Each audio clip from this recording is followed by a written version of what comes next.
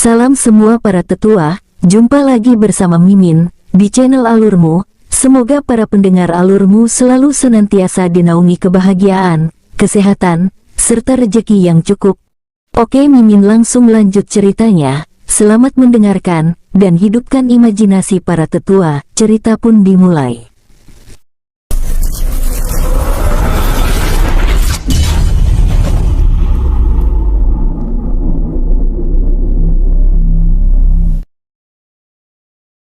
Di luar bola emas transparan raksasa tersebut, King Ruo dengan tenang terus mengarahkan segel bola emas raksasa tersebut bergerak, memasuki dunia jiwa dengan perlahan. Sus, sus, cahaya biru keemasan yang muncul dari dalam dimensi dunia jiwa, menyelimuti bola emas transparan tersebut dan menariknya secara perlahan hingga lenyap dari tempat itu. Setelah memasukkan bola emas tersebut ke dalam dunia jiwa, King Ruo lalu bergerak naik ke atas langit dan memeriksa tempat itu dengan seksama, lalu menyegel tempat itu dengan mantra formasi perlindungan tingkat tinggi. Baru saja King Ruo selesai menyegel tempat itu, tiba-tiba 3 bayangan bergerak mendekati tempat itu. Bing Xiaba, ucapnya pelan menatap sang jenderal yang berhenti di depan pintu gerbang klan. 2 sosok yang berada di sisi kiri dan sisi kanannya lalu bergerak maju, mengetuk pintu gerbang klan. Jenderal, tidak ada jawaban, ucap komandan pasukan tersebut dengan serius. Ini aneh, ucapnya lalu melepaskan kesadaran dewanya memeriksa klan. Aku tidak merasakan aura kehidupan di dalam klan. Apakah telah terjadi sesuatu? Dengan wajah khawatir, mencoba membuka pintu gerbang klan, namun kekuatan segel menolaknya. Sus, sapuan angin yang muncul dari segel mantra formasi mendorongnya hingga belasan meter. Jenderal, ucap kedua komandan pasukan tersebut dengan serius. Tenanglah, aku baik-baik saja, ucapnya sambil membersihkan pakaiannya yang kotor. Sepertinya klan Shen Fang telah pergi, ucap sang komandan. Benar, ucapnya menanggapi, saat melihat tanda yang dimunculkan oleh King Ruo yang menjelaskan bahwa tempat itu telah ditinggalkan. Lalu jenderal, apa yang harus kita lakukan? Aku akan melaporkan dan menjelaskan hal ini pada Tuan Muda Nan, jawab Bing Xiaba dengan tenang.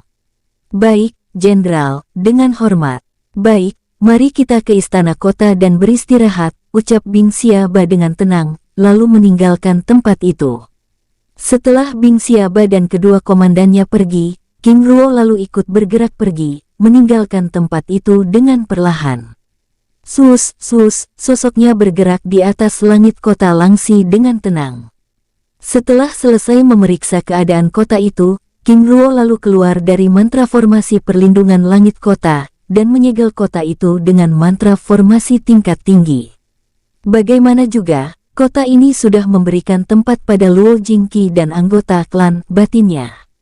Setelah selesai menyegel langit kota kuno Langxi, King Ruo lalu meninggalkan kota itu, bergerak menuju utara kota, melanjutkan perjalanan untuk menemui Mai Chao dan Murong Wangba yang berada di klan Shen Hao yang berada di kota Gongdian. Sus, sus, sosoknya bergerak dengan kecepatan puncaknya. Di dalam dunia jiwa, sus, sus, bola emas yang membawa Luo Jingqi dan seluruh anggota klan keluarga cabang pertama Shen Luo tersebut muncul di atas puncak gunung selatan, berdampingan dengan segel bola emas pertama yang membawa Luo Zhao dan seluruh anggota klan keluarga cabang kedua. Sus, bola emas yang sebelumnya terus bergetar tersebut menjadi tenang.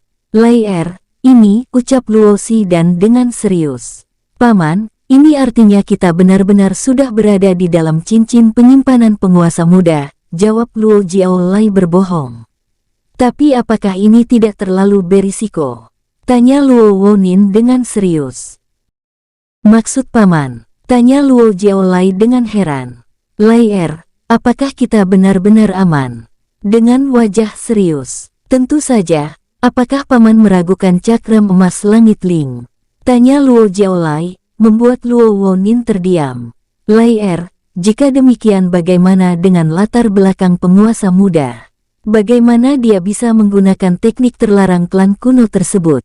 Tanya Luo Xi dan dengan serius. Paman, penguasa muda memiliki 2 darah kuno.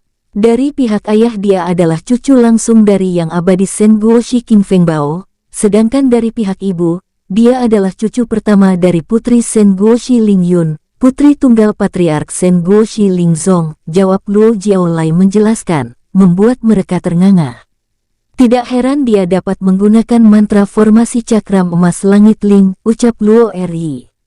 Benar-benar mengerikan, ucap Luo Si dan dengan serius. Lalu, lalu bagaimana ceritanya dia bisa menjadi penguasa muda? Tanya Luo Jingqi. Karena dia adalah murid dan sekaligus putra angkat penguasa agung, jawab Luo Jiaolai. Bagaimana bisa? Jika dilihat dari umur penguasa muda, ini benar-benar tidak masuk akal, ucap Luo Ri dengan wajah serius. Ayah, tentu saja masuk akal, karena sebenarnya penguasa agung masih hidup, jawab Luo Jiaolai dengan tenang, membuat semua orang yang ada di tempat itu terdiam mematung. Benarkah demikian? Tanya Luo Jingqi dengan serius. Apa paman lupa dengan kekuatan darah penguasa agung yang paman rasakan di dalam pedang Sue Luo sebelumnya? Jika orangnya tidak ada, lalu bagaimana bisa penguasa muda memasukkannya di dalam pedang tersebut? Benar, ucap Luo Jingqi dengan gembira, membuat tempat itu menjadi hidup. Mohon ceritakan keadaan penguasa agung, ucap Luo Ri. Baik, ayah. Dengan wajah serius, membuat suasana di tempat itu menjadi hening. Di luar dunia jiwa, sosok King Ruo yang keluar dari kota kuno Langxi, bergerak memasuki hutan berkabut sambil menghindari keberadaan pasukan naga biru yang sedang melakukan pengintaian di tempat itu. Setelah benar-benar berada di dalam hutan tersebut, King Ruo lalu mengeluarkan kuda naga dari dalam dunia jiwa. Sosok kuda berkepala naga tersebut muncul di tempat itu. Ayo bergerak, ucap King Ruo sambil duduk di atas punggung hewan langit tersebut. Sosok kuda naga tersebut bergerak, keluar dari kawasan hutan berkabut dengan tenang. Menjelang pagi, King Ruo akhirnya keluar dari hutan itu lalu beristirahat di kawasan jurang kematian. King Di muncul di hadapannya. Seng Su Nianging, ucapnya dengan hormat, sambil memeriksa tempat tersebut dengan seksama.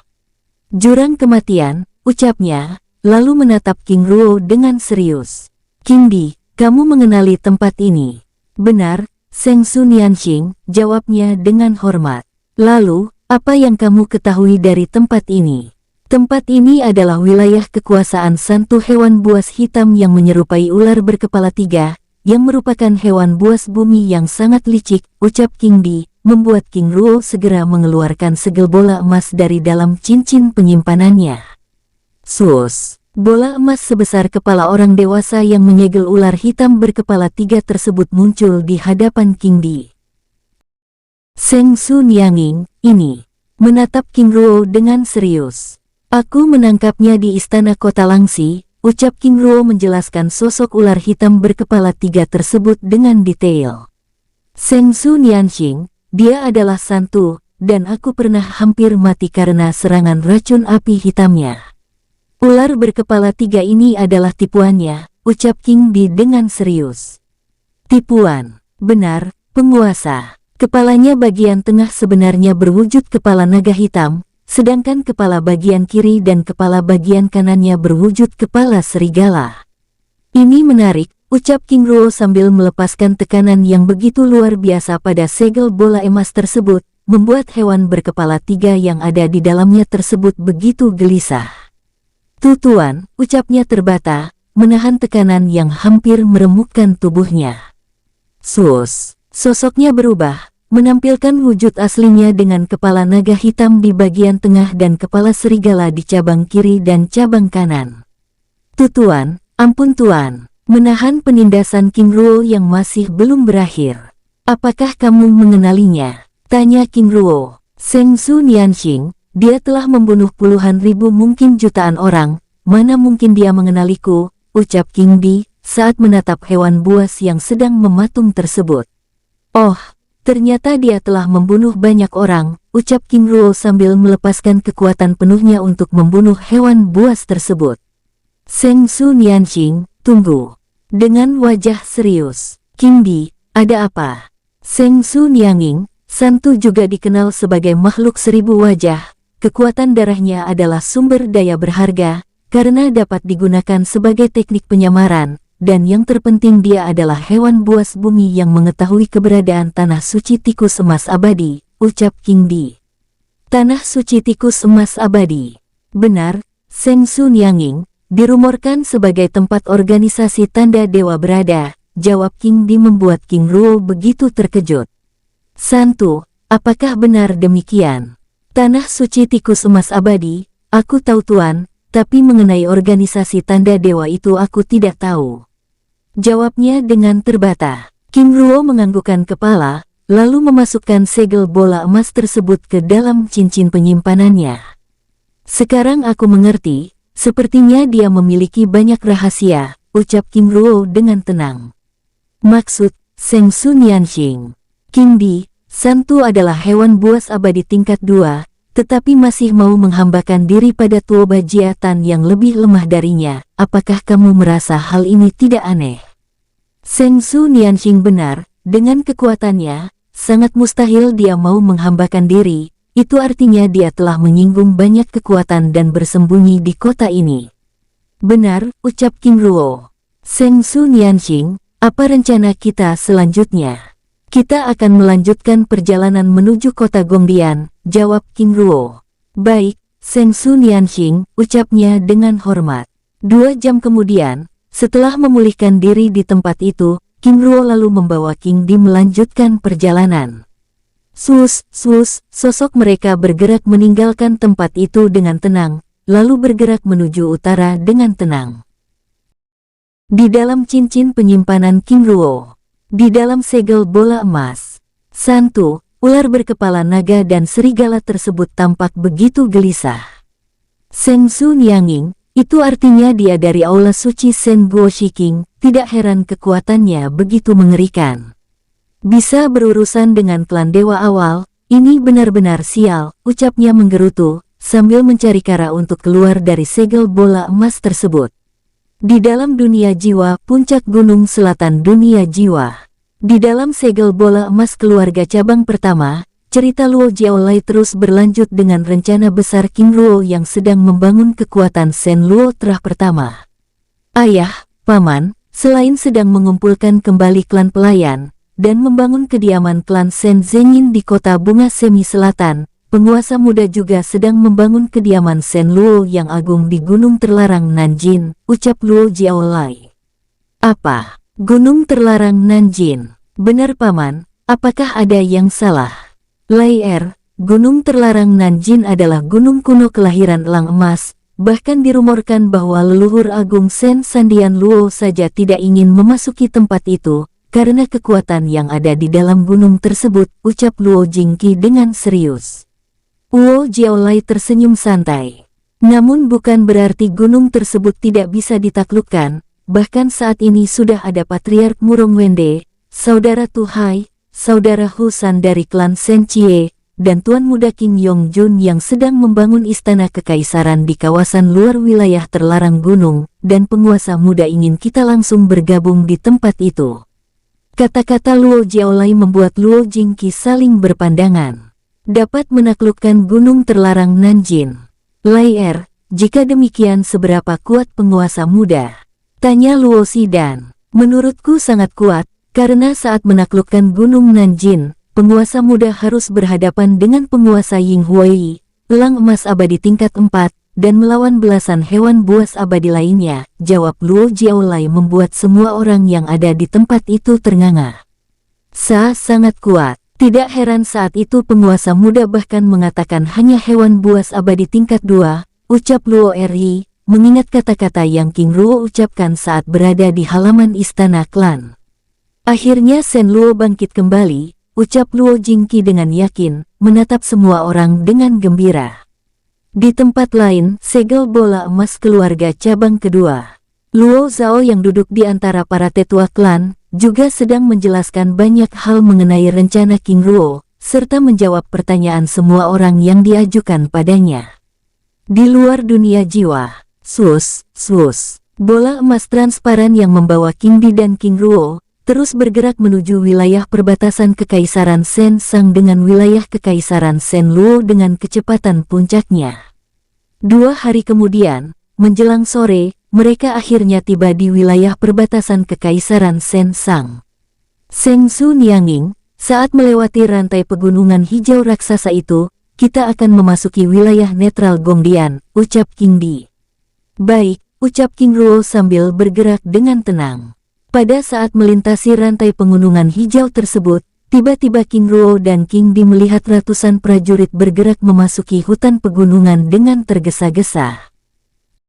Tidak lama kemudian, ratusan sosok lainnya menyusul kelompok tersebut dengan aura pembunuhan. Penguasa, Shen Luo Trah kedua, ucap King Di dengan serius.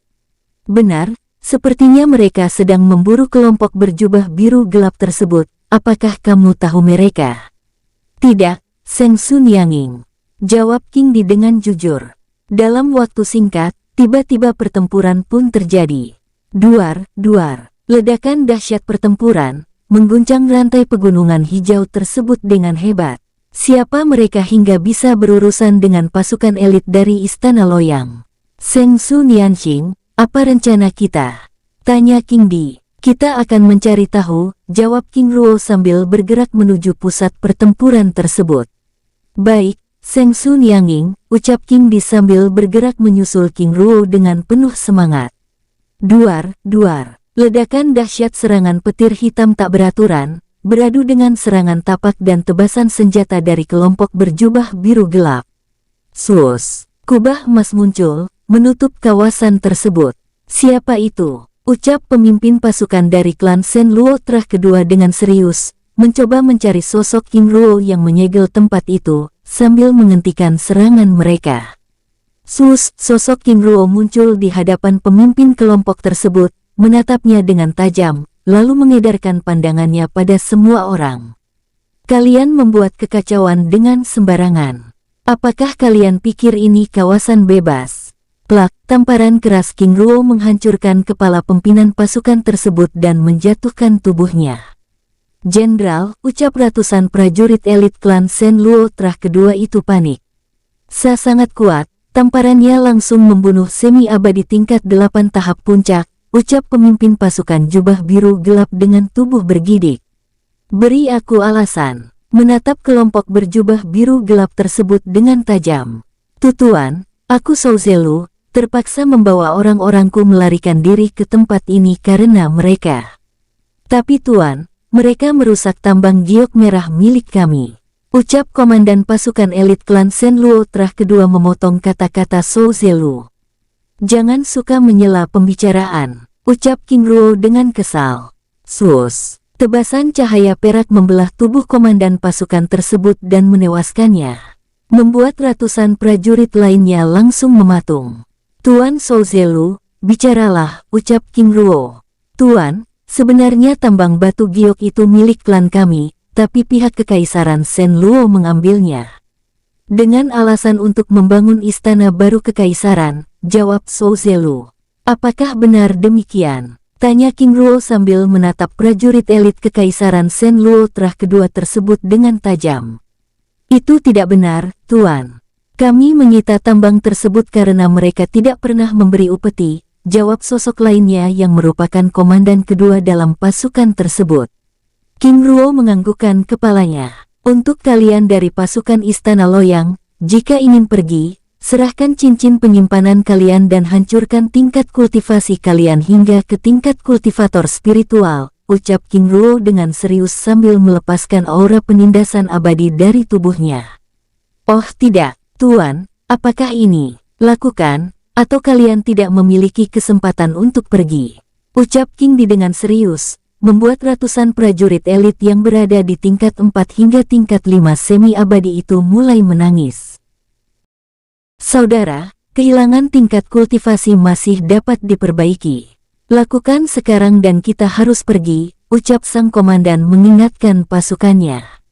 Tapi, saudara, jika kita mati, kita akan benar-benar tidak berguna, ucap komandan pasukan tersebut dengan serius, sambil melepaskan cincin penyimpanan dari jarinya dan mengumpulkannya. Ini, Tuan, sambil menyerahkan cincin penyimpanan tersebut pada King Di. Baik, sekarang hancurkan tingkat kultivasi kalian, ucap King Di dengan serius. Dengan wajah tidak rela, satu persatu mereka mulai menghancurkan tingkat kultivasinya. Tuan, bagaimana dengan kami? Tanya Zhou Zelu, terbata menatap King Ruo dengan tubuh bergidik. Tunggu hingga mereka selesai melaksanakan hukumannya, jawab King Ruo dengan tenang. Tidak lama kemudian, ratusan prajurit elit Kekaisaran Shen Luo tersebut selesai menghancurkan tingkat kultivasinya. Tuan, apakah kami boleh pergi? Silahkan, jawab King Ruo dengan santai. Terima kasih, Tuan, ucap sang komandan sambil membawa pasukannya meninggalkan tempat itu. Tuan, bagaimana dengan kami? Tanya Zhou Zelu, sambil menatap pasukan elit Kekaisaran Shen Luo yang meninggalkan tempat itu. Pergilah, jawab King Ruo dengan santai. Benarkah, Tuan? Menatap King Ruo dengan tatapan tidak percaya. Jika demikian, aku harus menghukum kalian. Dengan tatapan tajam. Oh tidak Tuan, ucap Zhou Zelu terbata. Pergi dan kejar mereka yang memburu kalian sebelumnya. Tangkap dan siksa, buat mereka merasakan apa itu keputusasaan. Baik, Tuan, ucap Zhou Zelu sambil menangkupkan tangannya dengan hormat, lalu membawa rombongannya meninggalkan tempat itu. Sheng Su Niangning, apa rencana kita selanjutnya? Tanya King Di sambil menatap kepergian Zhou Zelu dan rombongannya. King Di, pergi dan tangkap salah satu dari trah kedua tersebut, tanyakan letak tambang batu giok tersebut. Aku akan menunggu di kota Gongdian, jawab King Ruo. Baik, Sheng Su Nianxing. Lalu bergerak meninggalkan tempat itu. Setelah King Di pergi, King Ruo lalu meninggalkan tempat itu, bergerak menuju kawasan netral Gongdian dengan tenang. Tambang batu giok merah, kebetulan sekali aku memerlukannya, batinnya sambil bergerak dengan tenang. Di tempat lain, sus. Ratusan sosok prajurit elit Istana Loyang yang kehilangan tingkat kultivasinya tersebut, bergerak meninggalkan rantai pegunungan hijau dengan kecepatan puncaknya. Dengan perasaan kesal, marah dan kecewa, mereka terus bergerak tanpa berkata sepatah kata pun, berharap segera menjauh dari tempat itu secepat mungkin. Pada saat terus bergerak meninggalkan kawasan itu, tiba-tiba mereka merasakan aura yang sangat kuat muncul di belakang mereka.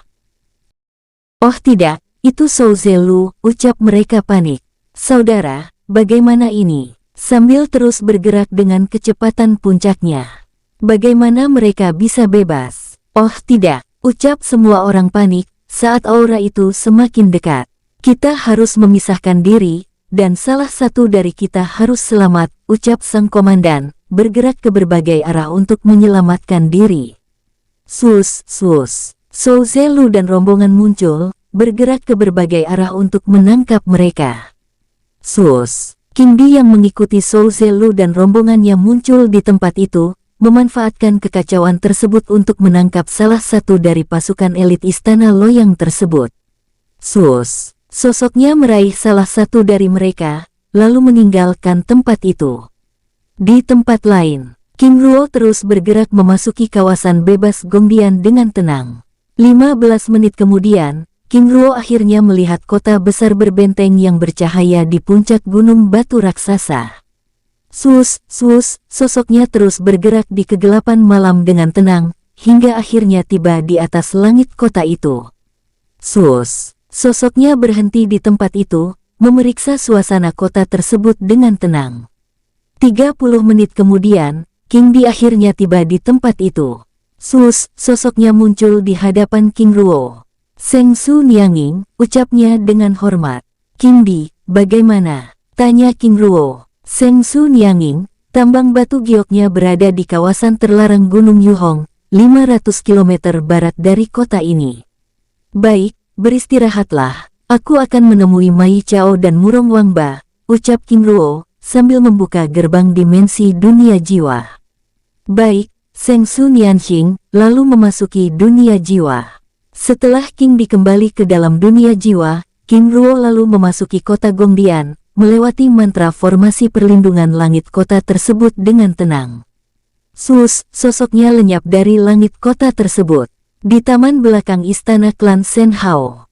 Duduk di tempat itu, Mai Chao, Murong Wangba dan 3 sosok paruh baya lainnya yang sedang berbincang-bincang dengan serius. Meninggalkan kota dengan menggunakan gerbang teleportasi kota adalah hal yang sangat tidak masuk akal. Selain terkendala dengan biayanya, pihak kota juga tidak akan mengizinkan. Saudara Husi benar, perjalanan menuju kota bunga semi selatan akan memerlukan waktu kurang lebih 8 hari perjalanan. Dan itu pun jika dilakukan oleh mereka yang sudah berada di tahap semi-abadi tingkat 8. Yang aku khawatirkan adalah tindakan kita saat meninggalkan kota, apakah tidak akan menarik perhatian, ucap salah satu sosok paruh baya tersebut menanggapi dengan serius. Benar, apalagi dengan membawa 3.000 anggota klan, aku khawatir kita akan bertemu dengan terah kedua, salah satu tetua menimpali. Saudara Yili, Saudara Husi tenang saja, masalah seperti itu adalah hal yang mudah bagi penguasa muda. Ucap Murong Wangba, sambil menjelaskan bagaimana mereka pergi dari kota Dao, dan tiba di kota bunga semi selatan, membuat ketiga sosok paruh baya tersebut tercengang. Jadi, saat itu penguasa muda membawa kalian di dalam cincin penyimpanannya. Tanya sosok paruh baya lainnya. Benar, apakah saudara Silao meragukannya? Tanya Murong Wangba. Tapi bagaimana penguasa muda melakukannya? Pada saat Murong Wangba akan menjawab pertanyaan tersebut, tiba-tiba segel mantra formasi perlindungan langit klan bergetar, namun belum sempat mereka bereaksi, tiba-tiba sosok King Ruo muncul di hadapan mereka. Penguasa muda, ucap Mai Xian dan Murong Wangba berlutut dengan hormat, membuat Hao Shengyi, Hao Husi, dan Hao Silao mematung. Saudara, dia adalah penguasa muda King Ruo, ucap Murong Wangba, berbicara pada mereka melalui telepati. Hormat pada penguasa muda, ucap mereka, lalu bersujud di hadapan King Ruo dengan hikmat. Bangunlah hormat kalian aku terima, ucap King Ruo dengan ramah. Terima kasih penguasa muda, sambil berdiri, menatap mereka dengan hormat. Penguasa muda, mari, ucap Mai Xian, sambil membawa King Ruo duduk pada kursi taman. Penguasa muda, sebaiknya kita di aula istana klan saja, ucap Hao Yili dengan hormat. Tidak perlu, kita di sini saja, ucap King Ruo dengan santai, sambil menempati kursi yang tersedia. Baik, penguasa muda. Terbata dengan perasaan gembira. Setelah King Ruo menempati kursinya, ketiga sosok paruh baya tersebut lalu memperkenalkan dirinya. Penguasa muda, hamba Hao Yili, patriark klan Shen Hao generasi ke-18, dan mereka tetua pertama Hao Husi, tetua kedua Hao Silao. Sambil menangkupkan tangannya dengan hormat. Patriark Hao Yili, tetua Husi, tetua Silao, aku King Ruo, senang berjumpa dengan kalian, ucap King Ruo sambil menangkupkan tangannya, menatap mereka dengan ramah. Membuat ketiga sosok paruh baya itu terdiam mematung, karena tidak mengira jika karakter sosok King Ruo yang mereka bayangkan ternyata di luar dugaan mereka. Saudara, penguasa muda benar-benar orang yang ramah, ucap Hao Husi, berbicara pada Hao Yili dan Hao Silao melalui telepati dengan hormat. Benar, tatapannya benar-benar tulus, ucap Hao Yili dan Hao Silao dengan gembira. Yili, apakah Mai Xian dan Murong Wangba sebelumnya sudah menjelaskan tujuan kedatanganku? Tanya King Ruo membuyarkan diskusi rahasia mereka. Sudah, penguasa muda. Dengan sikap hormat. Baiklah, lalu apa tanggapan kalian? Apakah kalian setuju dan mau kembali bergabung bersama klan Shen Luo? Tanya King Ruo. Penguasa muda, kami menerima tawaran dan undangan ini dengan sepenuh hati. Ini adalah kehormatan dan kerinduan kami, jawab Hao Yili dengan sungguh-sungguh, menatap King Ruo dengan hormat. Baiklah, selamat bergabung kembali dengan klan Shen Luo, ucap King Ruo sambil memberikan masing-masing mereka lencana emas klan Shen Zhenyin. Ini adalah identitas baru kita, apakah Mai Xian dan Murong Wangba juga sudah menjelaskan hal ini?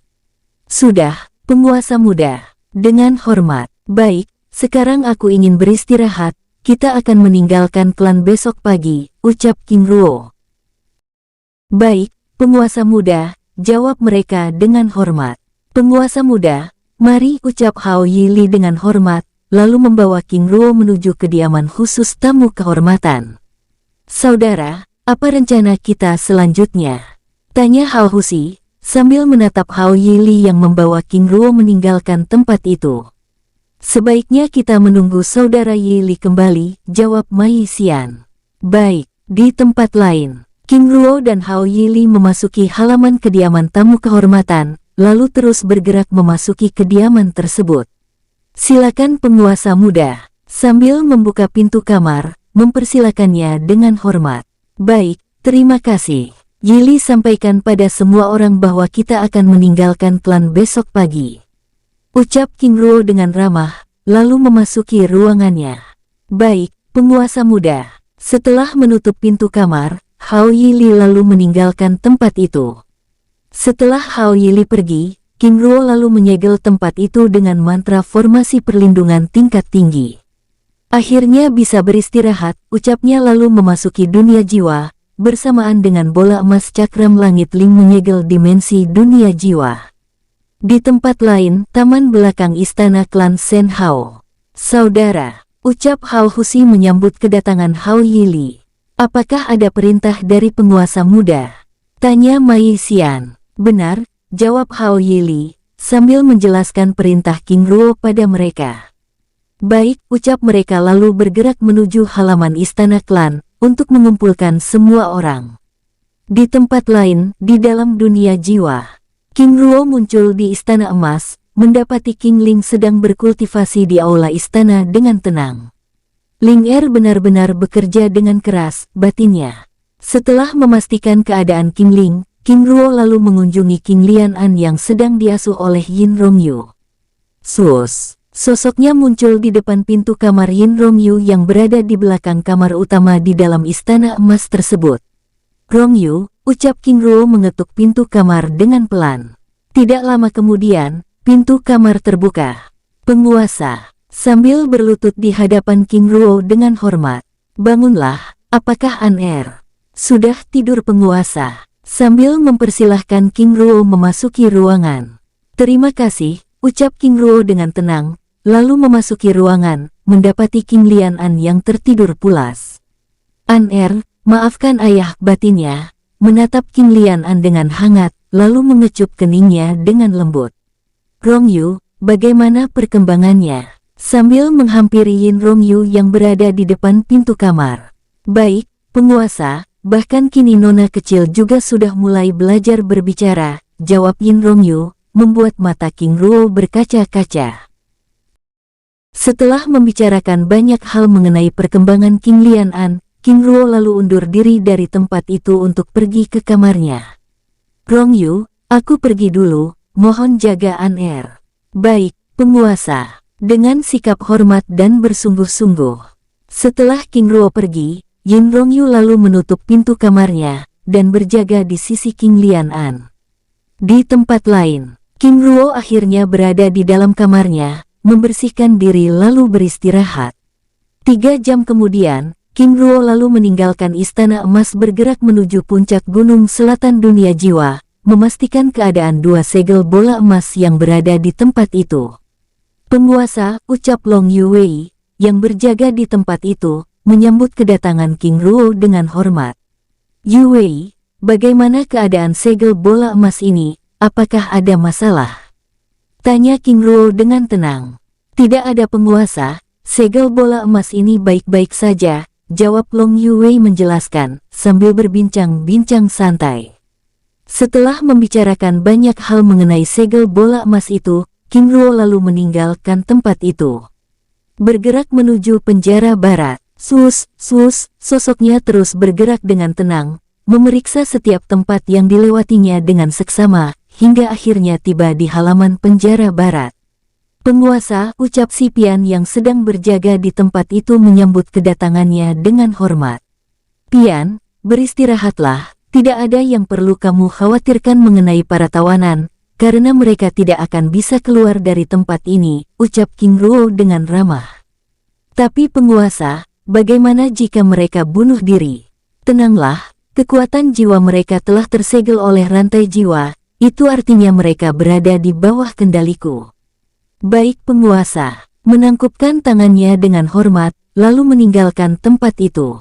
Setelah Si Pian meninggalkan tempat itu, King Ruo lalu memasuki dalam penjara dengan tenang, lalu menemui Luo Wenhua dan Luo Tan, mendapati kedua sosok tersebut dengan tubuh penuh luka, yang diikatkan secara terpisah pada pilar besi hitam yang ada di tengah ruangan. "Bagaimana keadaan kalian?" tanya King Ruo yang tiba-tiba muncul di dalam ruangan itu, mengejutkan mereka yang sedang merintih kesakitan. "Bajingan, bunuh kami," ucap Luo Wenhua memprovokasi dengan kemarahan menyala, menatap King Ruo dengan penuh kebencian. "Mati, tunggu dulu. Aku ingin kalian tetap hidup dan melihat bagaimana aku menghapus loyang dan seluruh isinya," ucap King Ruo sambil tersenyum santai. "Ah!" teriak Luo Wenhua dan Luo Tan dengan sangat kesal, hingga memuntahkan darah segar. "Senang melihat kalian seperti ini. Sebelumnya aku juga melakukan hal yang sama pada utusan kalian di dunia perang, utusan kalian di kota Jin Haitan. Bahkan sebelumnya aku juga melakukannya pada pasukan elit kalian di wilayah netral Gongdian," ucap King Ruo membuat Luo Wenhua dan Luo Tan semakin kesal. "Bajingan, ternyata itu kamu," ucap Luo Tan dengan sangat kesal. "Ah!" teriak Luo Wenhua menatap King Ruo dengan penuh kebencian, mengingat 5 tetua klan yang tidak kembali dari kawasan terlarang tersebut, serta peristiwa yang terjadi di luar kota Jin Haitan, dengan menghilangnya Luo Xian, Luo Kun, Luo Jie serta ratusan prajurit jubah emas Istana Loyang. "Tenanglah, aku tidak akan mencongkel matamu, hingga kamu melihat sendiri kehancuran Luo Liang," ucap King Ruo sambil mengeluarkan semut abadi dari dalam cincin penyimpanannya. "Buat mereka menangis sepanjang waktu," ucap King Ruo pada semut tersebut. "Tidak, tidak," teriak Luo Wenhua dan Luo Tan panik saat semut api itu bergerak ke arahnya. "Bersenang-senanglah," ucap King Ruo, lalu meninggalkan tempat itu, membuat teriakan Luo Wenhua dan Luo Tan yang semakin menjadi-jadi saat semut api itu mulai merangsek memasuki kulitnya. "Oh tidak, ini benar-benar menyakitkan," ucap Luo Tan menangis ketakutan. Di luar ruangan penjara, King Ruo yang mendengar sayup tangisan Luo Tan dan teriakan Luo Wenhua, terus melangkahkan kakinya meninggalkan ruangan tersebut, hingga akhirnya tiba di penjara bawah tanah dengan segel mantra formasi tingkat tinggi. Sus! Ledakan aura gelap dan pembunuhan keluar, saat pintu penjara tersebut terbuka, menampilkan 2 sosok hewan buas yang terikat rantai besi hitam. "Ngaum, Awo!" Kedua sosok hewan buas itu meraung murka, menatap King Ruo dengan aura pembunuhan. "Ternyata rasa sakit yang kalian terima sebelumnya tidak membuat kalian jera," ucap King Ruo sambil mengendalikan rantai jiwa yang menyegel kekuatan hewan buas tersebut. Gedebuk, tubuh kedua hewan gelap tersebut langsung roboh. Tidak hanya itu, King Ruo lalu mengeluarkan tombak emas Kaisar Agung Wogong, dan mulai menghajar kedua hewan buas tersebut. Duar, duar. Ledakan keras terus bergema saat tombak emas tersebut beradu dengan tubuhnya. Duar, duar pukulan keras tersebut hingga merobek kulit punggungnya. Roar, roar. Kedua hewan buas itu meraung kesakitan, dengan darah segar mulai membasahi tempat itu. "Aku ingin lihat seberapa lama kalian mampu menahan rasa sakit ini," sambil terus mengayunkan tombak emas di tangannya. 30 menit kemudian, saat kedua hewan buas tersebut benar-benar sekarat, King Ruo lalu menghentikan pukulan, sambil memperhatikan kedua hewan buas tersebut yang langsung memulihkan luka dan kekuatannya. "Luka fisik lainnya mungkin bisa pulih, tapi tidak dengan mata kalian," ucap King Ruo sambil mengeluarkan pisau hitam beracun dari dalam cincin penyimpanannya. "Tutuan, tidak," ucap Tao Tai terbata, menatap King Ruo yang ingin mencongkel matanya.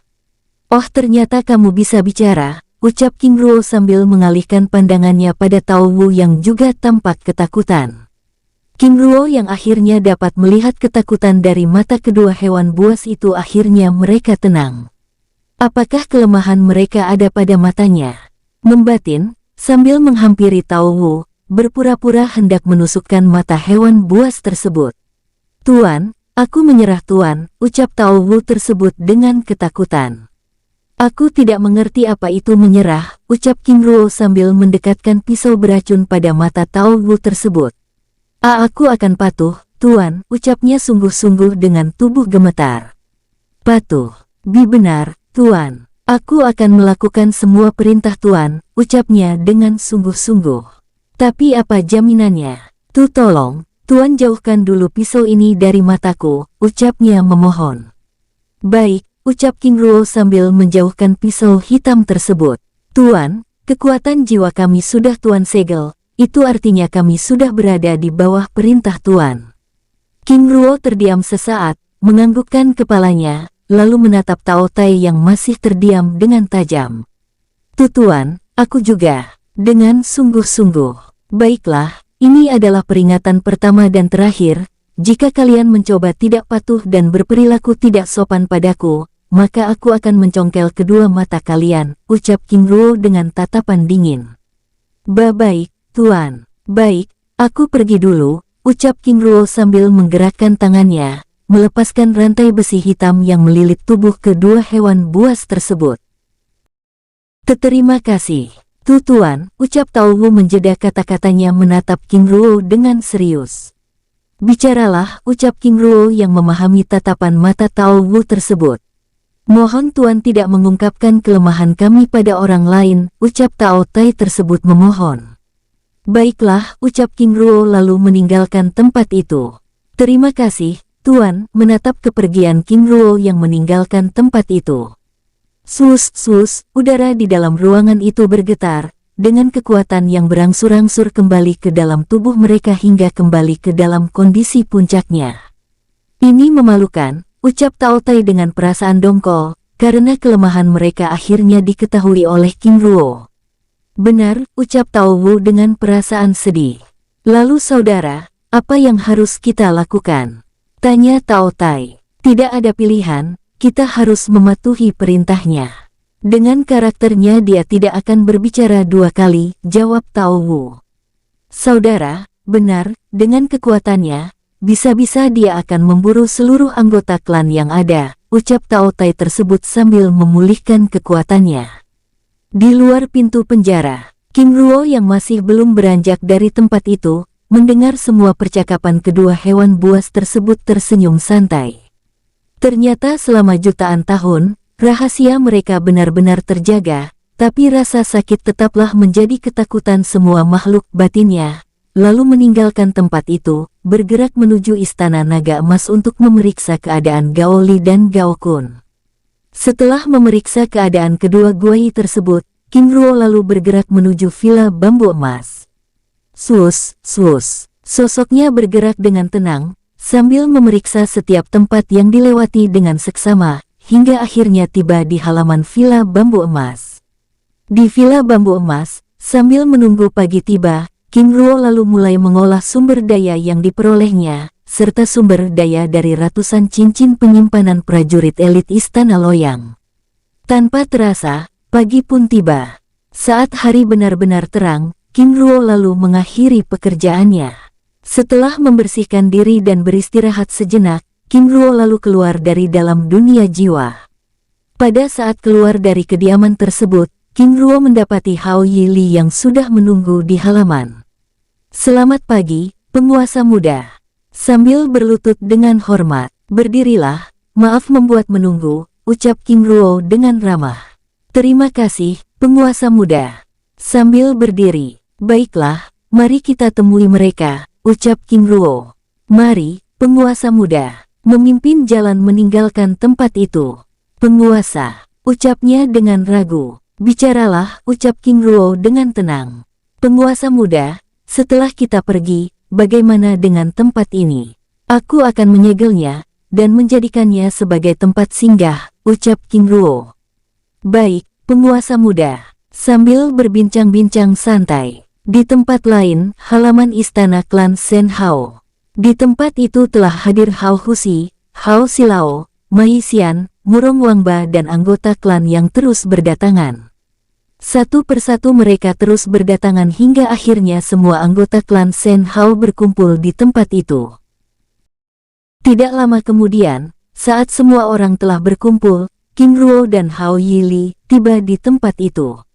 Hormat pada patriark dan penguasa muda, ucap Hao Husi, memimpin semua orang bersujud di hadapan King Ruo. Bangunlah, hormat kalian aku terima, ucap King Ruo dengan ramah. Terima kasih, penguasa muda, jawab semua orang dengan hormat, berdiri dan menatap King Ruo gembira. Senang berjumpa dengan kalian, apakah patriark sudah menjelaskan hal ini sebelumnya? Tanya King Ruo sambil mengitari pandangannya, menatap semua orang dengan ramah. Sudah, penguasa muda, ucap mereka dengan hormat. Yili, apakah masih ada yang tertinggal? Tanya King Ruo. Tidak ada, penguasa muda. Baiklah, ucap King Ruo sambil meminta Yili, Mai Xian, Murong Wangba dan para tetua untuk bergabung bersama anggota klan di halaman istana. Setelah Hao Yili, Hao Husi dan Hao Silao, Mai Xian dan Murong Wangba bergabung bersama anggota klan lainnya, King Ruo lalu membuat segel tangan. Sus, cakram emas langit Ling muncul di atas langit klan, memecah diri menjadi jutaan cakram lainnya. Lalu membentuk kubah emas raksasa, menyelimuti halaman klan. Perjalanan ini akan memerlukan waktu beberapa hari, aku harap kalian bisa bersabar, ucap King Ruo. Baik, penguasa muda, jawab semua orang dengan hormat. Sus, segel bola emas tersebut mulai diselimuti kabut putih tipis yang mulai menutup pandangan mereka. Tidak lama kemudian, segel bola emas itu bergetar, lalu bergerak meninggalkan tempat itu, memasuki dimensi dunia jiwa. Sus. Segel bola emas yang membawa 3.000-an anggota klan Shen Hao itu lenyap ke dalam dunia jiwa. Setelah memasukkan segel bola emas ke dalam dunia jiwa, King Ruo lalu bergerak naik ke atas langit klan dan menyegel tempat itu. Sus, sosok King Di muncul di sisinya. Seng Su Nianging, ucapnya dengan hormat, menatap kawasan klan Shen Hao yang kini telah disegel dengan mantra formasi perlindungan tingkat tinggi. Urusan di tempat ini sudah tuntas, sekarang kita akan pergi ke tambang batu giok merah milik klan Souze. Ucap King Ruo sambil mengitari pandangannya. Baik, Seng Su Nianxing, jawab King Di dengan penuh semangat. Sus, bola emas transparan yang melindungi tubuh mereka bergerak ke atas langit kota Gongdian. Melewati segel mantra formasi perlindungan langit kota dan berhenti di atasnya. Seng Su Nianxing, ucap King Di dengan heran, saat melihat King Ruo tiba-tiba berhenti. King Di, kota Gongdian sudah memberikan tempat pada klan Shen Hao, jadi ini adalah sedikit ucapan terima kasih, ucap King Ruo sambil melepaskan segel mantra formasi perlindungan tingkat tinggi. Seng Su Nianging benar, jawab King Di sambil memeriksa kota tersebut dengan tenang. 5 menit kemudian, setelah menyegel kota Gongdian dengan mantra formasi perlindungan tingkat tinggi, King Ruo lalu membawa King Di meninggalkan tempat itu. Sus, bola emas transparan yang melindungi mereka, bergerak ke arah barat. Di dalam segel bola emas transparan, Seng Su Nianging, mengenai tambang batu giok merah ini, apa rencana kita? Tanya King Di dengan serius. Tidak ada rencana khusus. Yang akan kita lakukan adalah mengambil tambangnya, jawab King Ruo. Tapi, Seng Su Nianging, Gunung Yuhong adalah gunung batu besi raksasa yang luasnya ratusan ribu hektar. Selain itu, tambang batu gioknya juga pasti berada di dasar gunung, ucap King Di menjelaskan. Baik, kita akan melihat situasi, apakah gunung tersebut bisa dipindahkan ke dalam dunia jiwa atau tidak. Ucap King Ruo dengan tenang. Baik, Seng Su Nianxing. Sus, bola emas transparan yang membawa mereka tersebut terus bergerak. Menjelang sore, mereka akhirnya melihat rantai pegunungan batu besi raksasa yang memanjang seperti tergeletak. Seng Su Nianging, kita sudah sampai, ucapnya sambil menunjuk rantai penggunaan raksasa yang tampak tenggang tersebut. Sus, King Ruo terus bergerak, mendekati kawasan itu dengan tenang, hingga akhirnya berhenti di atas langit rantai pegunungan tersebut. Sepertinya tempat ini telah ditinggalkan, ucap King Di saat tidak menemukan jejak aura di kawasan tersebut. Sangat tidak mungkin, Mereka pasti sedang bersembunyi di dalam gunung, ucap King Ruo sambil memeriksa tempat itu dengan seksama. Lalu, Seng Sun Yanxing, apa rencana kita? Menemukan tambang tersebut, jawab King Ruo sambil melepaskan Tao Tai dan Tao Wu dari dalam dunia jiwa. Sus, kedua sosok monster penghuni daratan hukuman langit itu muncul di hadapan King Ruo. Tuan, ucapnya, menatap King Ruo dengan hormat, membuat King Bi begitu terkejut. Di tempat ini ada tambang batu giok merah. Aku ingin kalian memeriksa dan mencari keberadaannya. Selain itu, aku juga ingin kalian membersihkan dan mengamankan tempat ini dari pengganggu, ucap King Ruo penuh arti. Baik tuan. Dengan sikap hormat, sus. Sosok kedua hewan buas tersebut bergerak, mendekati rantai pegunungan Yuhong. Bersambung, sampai ketemu di episode selanjutnya. Semoga kalian semua selalu terhibur, dan terima kasih.